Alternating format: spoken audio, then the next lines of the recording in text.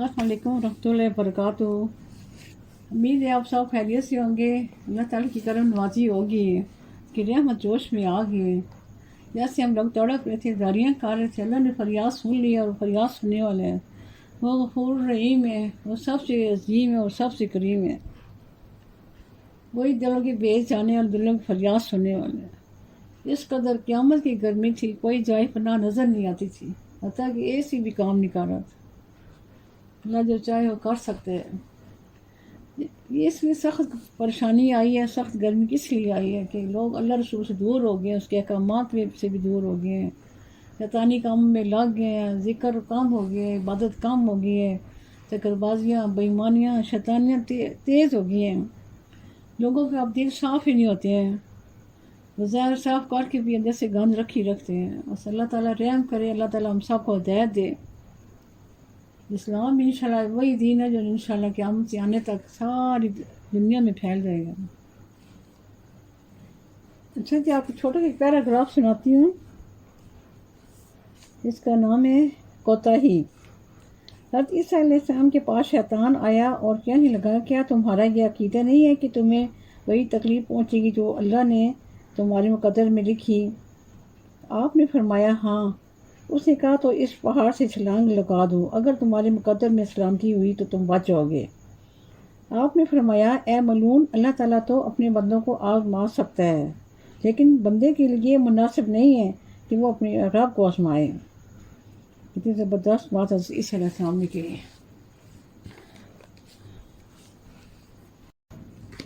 میں آپ کو بتاتی ہوں عصر کی نماز اور مغرب کی، ان دو نمازوں میں بہت کم ٹائم ہوتا ہے۔ کچھ لوگ ٹائم بڑا ضائع کرتے ہیں، اذان بھی سن لیتے ہیں، اٹھتے اٹھتے تیل لگاتے ہیں، وضو کرنے میں تقریباً آدھا پونا گھنٹہ تو ایسے ہی نکل جاتا ہے، اور بڑا میرا دل بس اندر سے پریشان ہوتا ہے۔ چاہے کوئی بندہ اپنا رشتہ دار ہو، اپنا گھر کا کیوں نہ، جو بھی ہو، اس کی اس رویے سے، اس عمل سے مجھے بڑی تکلیف پہنچتی ہے۔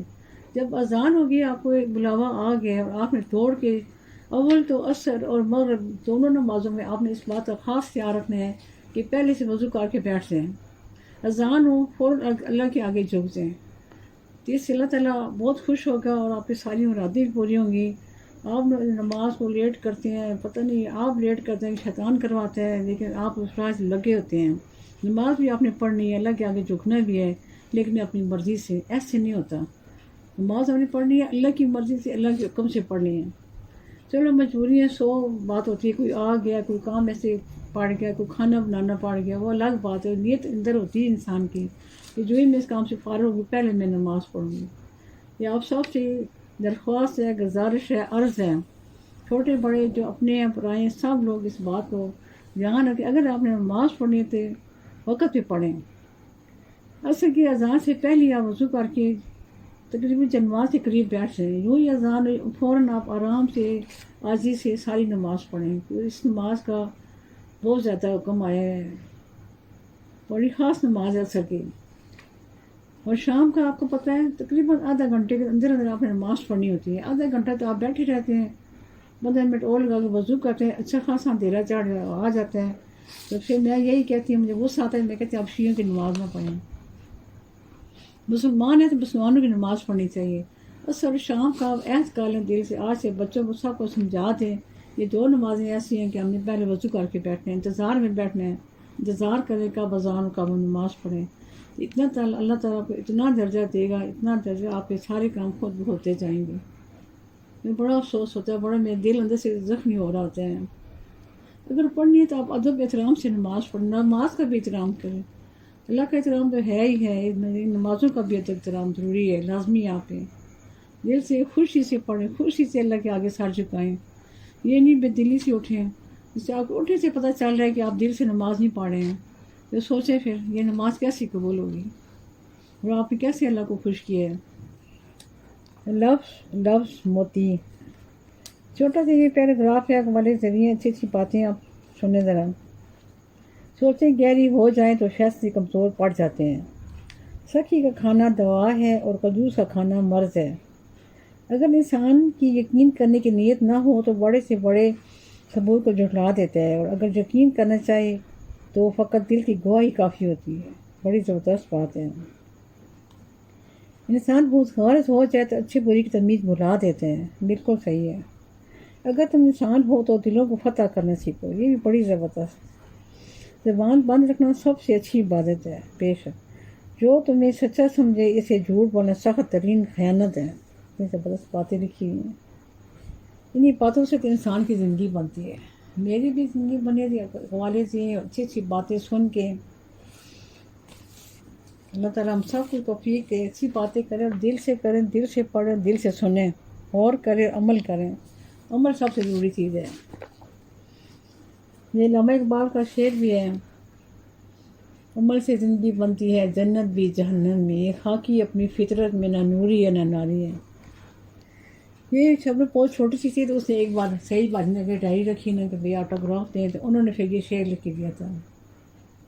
بہت پرانی بات ہے، پتہ نہیں کس سن کی بات ہے، یہ تقریباً 77 کی ہوگی، اندازہ کریں کتنے سال ہو گئے۔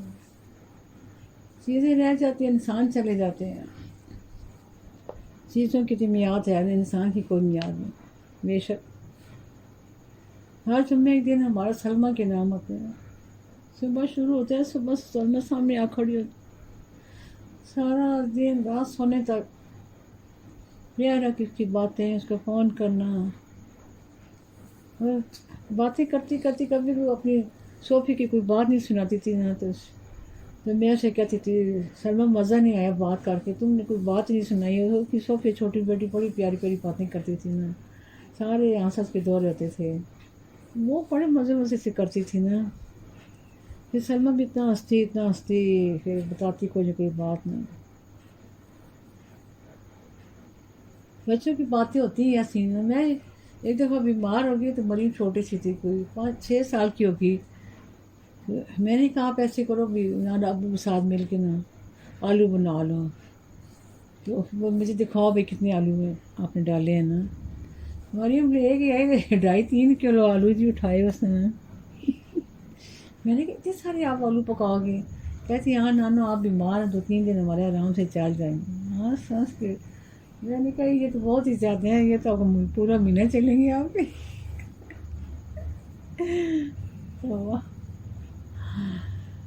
بس بچے تو من کے سچے، امی نہیں کسی نے کہا، صحیح بات ہے، بچوں کو دل میں جو بات ہوتی کہہ دیتے ہیں، بے ساختہ کہتے ہیں۔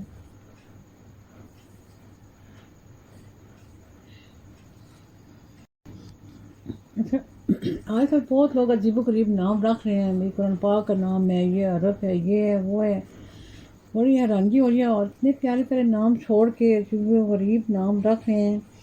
تو ایک مضمون نکلا ہے اسلامی، بہت مشہور بزرگ ہیں لکھنے والے، ان کا نام میں آپ کو بتاتی ہوں، مفتی محمد وقاص رفیع، بہت پرانے لکھنے والے بزرگ ہیں، بہت زبردست لکھتے ہیں۔ انہوں نے بتایا کہ بھی ہم سب کو ویسے بھی بات تو پتہ ہی ہے، شروع سے ہمیں بتایا گیا تھا کہ نام اچھے رکھنے چاہیے، کہ اچھے نام کا انسان کی شخصیت پر بڑا اثر پڑتا ہے۔ تو کچھ لوگ بغیر سوچے سمجھا کر نام رکھ رہے ہیں، پتہ نہیں پروت اذانت ہے، حالانکہ مجھے خود بڑا افسوس ہوتا ہے، اقرا یہ نام جیسے نا انسانی نام نہیں ہے۔ امی سے بھی ایک بار کسی بچے سے کہا تھا اقرا نام نہ رکھو، لیکن انہوں نے رکھا، مجھے بہت کہا تھا کہ اقرا انسانی نام نہیں ہے، کوئی پروا رکھ رہا ہے، کوئی کیا عجیب غریب ہو، میں سمجھتی یہ وبا ہے بھائی، کیوں؟ کیونکہ سمجھ نہیں کیا کر رہے ہیں ابھی۔ نام ہمیشہ وہ رکھے جو انسان کی زندگی پہ اچھا اثر ڈالے۔ ادھر انہوں نے لکھا ہے کہ بھائی حضرت عمر رضی اللہ تعالیٰ عنہ کی لخت جگر کا نام آسیہ یعنی نافرمانی کرنے والی تھا، رسول اللہ صلی اللہ علیہ وسلم نے اس کا نام بدل کر جمیلہ یہ خوبصورت رکھ دیا۔ جمیلہ کا مطلب خوبصورت۔ اسی طرح ایسے ناموں سے بھی اجتناب کرنا چاہیے جن سے بدشگونی اور نحوست پھیلانے والے معنی ظاہر ہوتے ہوں۔ چنانچہ حضرت سعید بن مسیب رحمۃ اللہ اپنے والد حضرت حسیب رضی اللہ تعالیٰ عنہ سے روایت کرتے ہیں کہ ان کے والد رسول اللہ صلی اللہ علیہ وسلم کی خدمت میں حاضر ہوئے تو آپ صلی اللہ علیہ وسلم نے اس کا نام دریافت فرمایا، تو انہوں نے جواب دیا میرا نام حزن ہے، یعنی غم اور پریشانی ہے۔ تو رسول اللہ صلی اللہ علیہ وسلم نے فرمایا تم اپنا نام سہل نرمی و آسانی رکھ لو، لیکن انہوں نے جواب دیا کہ میں اپنے باپ کا نام رکھا نام تبدیل نہیں کر سکتا۔ حضرت سعید بن نصیب رحمۃ اللہ کا بیان ہے کہ اس وقت سے سارا خاندان قلق، پریشانی اور بے چینی اضطراب کا شکار ہے۔ کتنی بڑی بات ہے، یہ شروع سے بات چلی آئی۔ اسی طرح حضرت یحییٰ بن سعید اللہ رضی اللہ تعالیٰ روایت ہے کہ حضرت عمر رضی اللہ تعالیٰ عنہ نے ایک شخص سے پوچھا تمہارا نام کیا ہے؟ اس نے جواب دیا چنگاری۔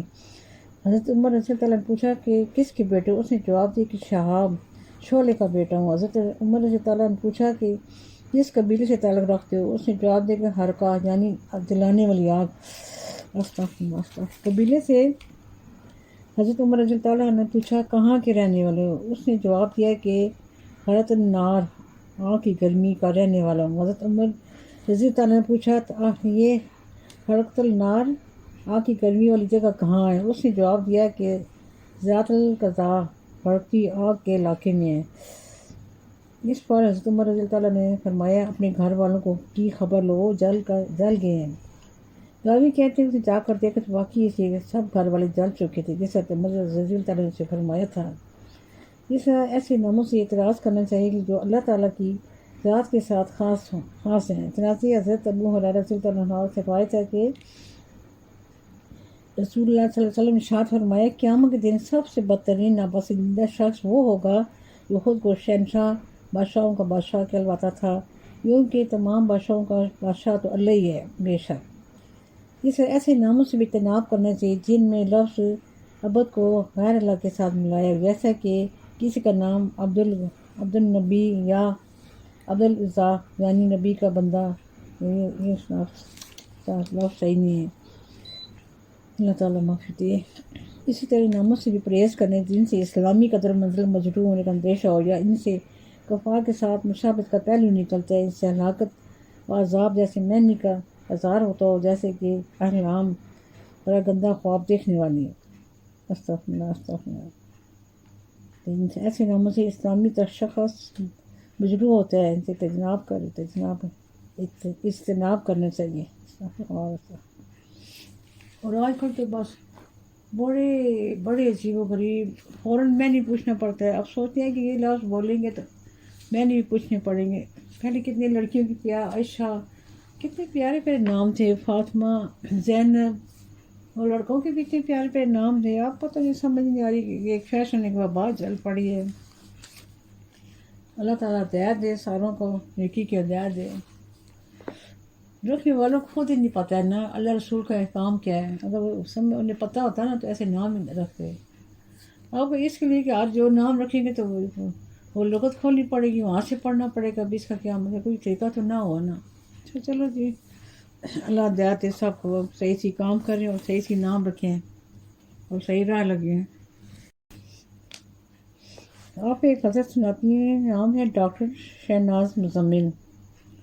جنون کے دور میں خود سے بھی رابطہ کب تھا، کبھی زمانے سے کچھ بھی کہا سنا کب تھا، میں گرد راہ کو منزل کا رستہ سمجھی، میری نگاہ کا دھوکہ تھا کافرہ کب تھا، مزاج زیست نہ بدلا کسی بھی موسم نے، نئی فضا میں نئی روح کا ذائقہ کب تھا، ہجوم فکر کی تسلیم کس طرح ہوئی، نظر کے سامنے منظر کوئی بنا کب تھا، میں کس سے آبرہ پاک کی داستان کہتی، سفر کے بعد کیا ہوا تم سے رابطہ کب تھا، ہوا کو سونپ دیا تھا ریزہ ریزہ ہوتا وجود، بکھر کے جینے کا شہناز حوصلہ کب تھا۔ بڑی زبردست، بہت زبردست۔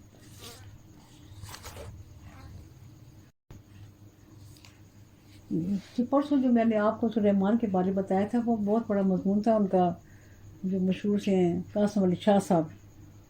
ابھی وہ کب سے رہتا ہے، میں پھر کل آپ کو سنا دوں گی، تو وہ میں پہلے بتانے ہی بھول گئی کہ مضمون کس کا ہے، کس نے لکھا ہوا ہے۔ تو ابھی وہ بہت بڑا لمبا لکھا ہے، میں آپ کو بتاؤں گی پھر۔ ایک ہی سارا بیان اس قدر اچھا ہے، اتنا آسان فہم ہے، فوراً ایک لفظ دل دماغ میں اترتا ہے، ایک بات دل کو اچھی لگتی ہے۔